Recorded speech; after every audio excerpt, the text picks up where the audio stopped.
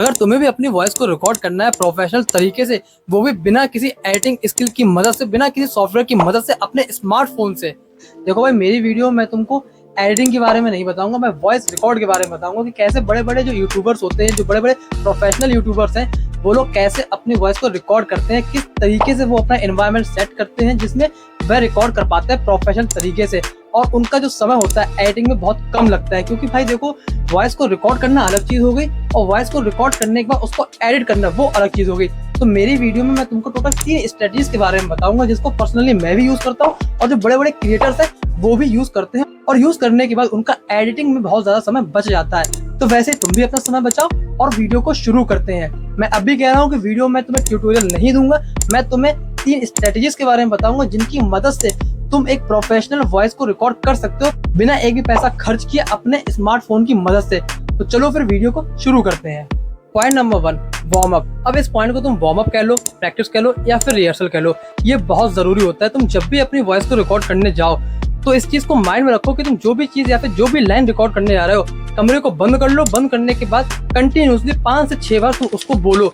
बोल के तुम ऐसे प्रैक्टिस करो तो तुम्हें ये समझ में आ जाएगा कि तुम्हें किस तरीके से माइक पर बोलना है, और बोलने से तुम्हारे जो गले की मसल्स हैं वो भी एक्टिव हो जाएंगे। अब इस चीज को एग्जांपल के तौर पे तुम ऐसे समझ लो कि तुम जब भी जिम जाते हो तो जिम में ट्रेनर भी सबसे पहले तुम्हें तुम्हारी बॉडी का वार्म अप ही करवाता, ताकि तुम्हारी सारी मसल्स एक्टिव हो सके और तुम्हारे इंजरीज होने के खतरे बहुत ज्यादा कम हो सके। तो सेम वही चीज वॉइस रिकॉर्डिंग के भी ऊपर अप्लाई होती है कि तुम वॉइस को रिकॉर्ड करने से पहले उसकी प्रैक्टिस करो। और प्रैक्टिस करने के लिए तुम जहां पर भी प्रैक्टिस करने जा रहे हो अपने कमरे को बंद कर लो और कंटिन्यूसली 5 से 6 बार एक टॉपिक को बना लो, उसको एक जगह पर लिख लो और उसको कंटिन्यूसली 5 से 6 बार बोलो।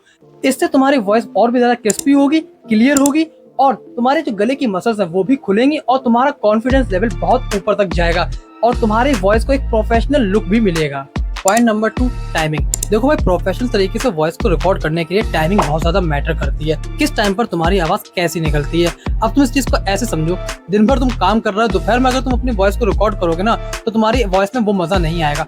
और वहीं अगर तुम अर्ली मॉर्निंग उठ करके अपनी वॉइस को रिकॉर्ड करोगे तो तुम्हारी आवाज में एक अलग से भारीपन, एक अलग से क्रिस्पीनेस तुम्हें खुद ही देखने को मिलेगी, क्योंकि रात तक तुम्हारा गला बिल्कुल शांत होता है, कोई शब्द नहीं बोला होता है, और सुबह उठते ही तुम्हारी आवाज में एक अलग ही दम होता है जो कि तुम्हारी वॉइस रिकॉर्डिंग में बहुत ज्यादा काम आएगा एक प्रोफेशनल लुक देने के लिए।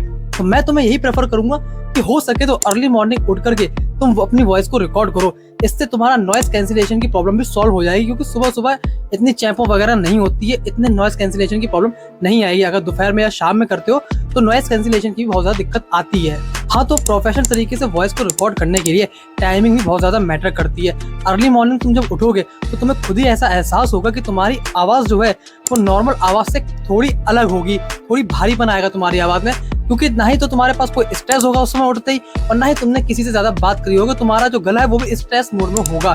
थोड़ी देर उठो, 10-15 मिनट के लिए अपना वार्म वगैरह करो, थोड़ा बातचीत करो, और 10-15 मिनट का ब्रेक लेने के बाद तुम सीधे अपनी वॉइस को रिकॉर्ड करना चालू कर दो। इससे तुम्हारी आवाज में एक प्रोफेशनल लुक आएगा और बहुत ही अच्छी आवाज रिकॉर्ड होगी। और भी जितने भी बड़े बड़े क्रिएटर्स हैं, तुमने खुद ये एग्जामाइन किया होगा कि ज्यादातर जो क्रिएटर्स होते हैं वह सुबह के वक्त या फिर रात में 12-1 बजे के टाइम ही अपनी वॉइस को रिकॉर्ड करते हैं। चाहे तुम किसी की भी क्रिएटर की वीडियो उठा करके देख लो और एनालाइज कर लो। लगे हाथ एक प्रो टिप भी बता देता हूँ कि अपने फोन को एडजस्ट करना मत भूलना कि तुम्हारा फोन तुम्हारे मुंह के बीच में दूरी कितनी होनी चाहिए। इस चीज को फाइंड आउट करने के लिए तुम सबसे पहले एक क्लिप को रिकॉर्ड करो, उसके बाद उसको दूर से रिकॉर्ड करो, फिर पास से रिकॉर्ड करो और सुनो।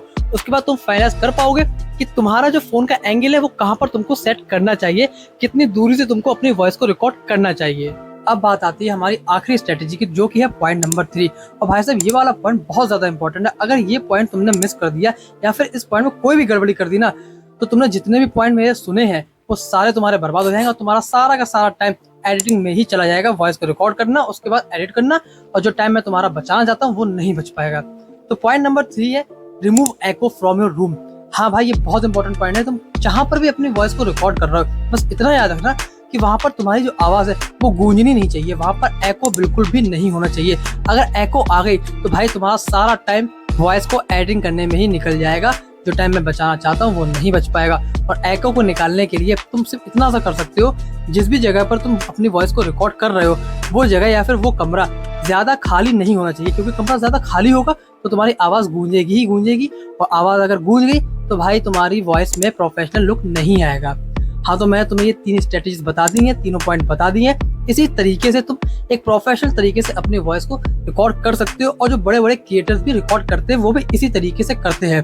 अब अगर तुम्हें ट्यूटोरियल वीडियो चाहिए कि वॉइस को रिकॉर्ड करने के बाद वो कौन सी बेसिक सेटिंग्स होती हैं जिनको नॉर्मली 10-5 मिनट के अंदर करना इंपॉर्टेंट होता है, तो तुम मुझे कमेंट करके बता सकते हो, मैं एक ट्यूटोरियल वीडियो भी बना करके तुमको दे दूंगा।